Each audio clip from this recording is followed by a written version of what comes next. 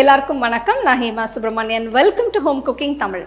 நம்ம எல்லாருமே சாயங்கால நேரத்தில் டீ காஃபி குடிக்கும்போது ஏதாவது சூடாக நல்ல கிறிஸ்பியாக சாப்பிடணும்னு தோணும். ஸோ இன்றைக்கி உங்களுக்கு அந்த மாதிரி ஒரு ஸ்நாக் ரெசிபி தான் செஞ்சு காட்ட போகிறேன். இது பன்னீர் பக்கோடா. வாங்க இது எப்படி செய்யுதுன்னு பார்க்கலாம்.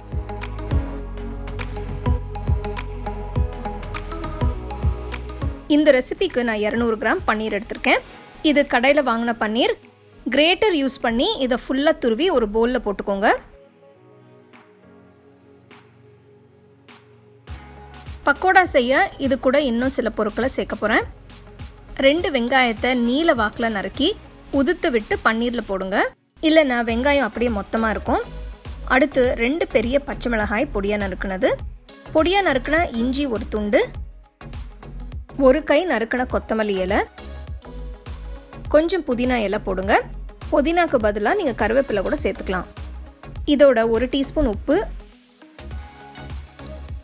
2 டீஸ்பூன் மிளகாய்த்தூள்,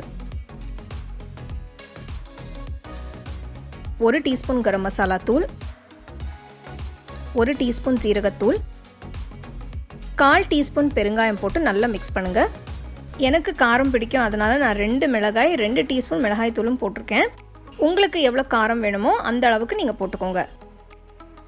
இப்போ போட்ட மசாலா தூள் எல்லாம் நல்லா மிக்ஸ் ஆகிடுச்சு. அடுத்து இதில் 1/4 கப் கடலை மாவு, 2 டேபிள் ஸ்பூன் அரிசி மாவு போட்டு மறுபடியும் கலந்து விடுங்க. பன்னீர் வெங்காயம் எல்லாம் நல்லா கோட் ஆகிடுச்சு. இப்போ இதில் கொஞ்சம் தண்ணி ஊற்றுறேன்.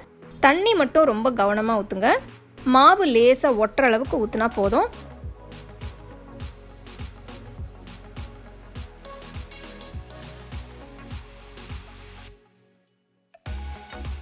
பாருங்க, இந்த மாதிரி சேர்ந்து வரணும்.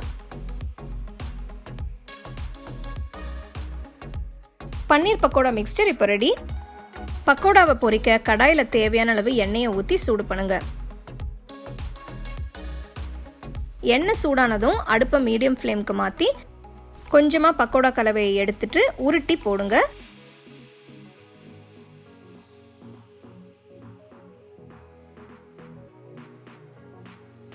பொரிக்கும் போது 2-3 தடவை கிண்டி விடுங்க. அப்படி செய்யறதுனால எல்லா பக்கமும் ஒரே மாதிரி நல்ல கோல்டன் ப்ரௌன் கலர் வந்துடும்.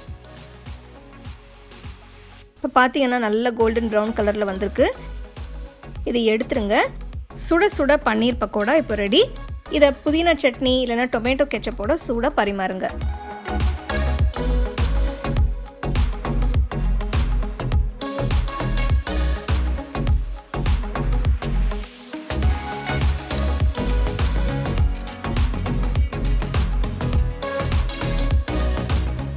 நல்ல சூப்பர் கிறிஸ்பியான பன்னீர் பக்கோடா எப்படி செய்கிறதுன்னு பார்த்தீங்க.